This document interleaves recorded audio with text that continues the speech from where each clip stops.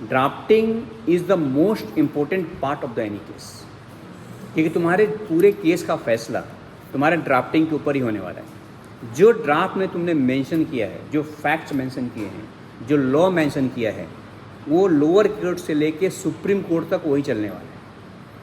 तो drafting is most important part. तो उस पर सबसे ज़्यादा हमको ब्रेनस्टॉर्मिंग करनी होती है, उसमें सबसे ज़्यादा फैक्ट्स और लॉ हमको मेंशन करना होता है। तो कभी भी याद होगा, एक सिंपल लेटर भी हमको लिखना है ना, तो उसके अंदर अकॉर्डिंग टू लॉ लिखना है, क्योंकि उस लेटर के बेस पे तुम्हारा केस आगे चलने वाला है। अगर तुमने नोटिस कुछ और इशू कर दिया, ठीक है, कंप्लेन तुमने कुछ और फाइल किया, मेट्रोपोलिटन मजिस्ट्रेट के बाद अप्लीकेशन तुमने कुछ और लगा दी, हाई कोर्ट में गए तो ये तीनों को छोड़ के तुमने कुछ चौथा लगा दिया, तो तुम्हारी केस हारने के चांसेस पूरी तरह बन चुके हैं, राइट। तो drafting is very much important and very mandatory part of the any advocates. तो इसको बहुत ही सीरियसली में लेना कि ड्राफ्टिंग बहुत ही इंपॉर्टेंट पार्ट है। हो सकता है तुमको दूसरे जूनियर से कराना पड़े, लेकिन मेरा यह मानना है कि ड्राफ्टिंग हर एडवोकेट को खुद भी आनी चाहिए, खुद भी आनी चाहिए। बेसिक आना ही चाहिए, 100% आना चाहिए।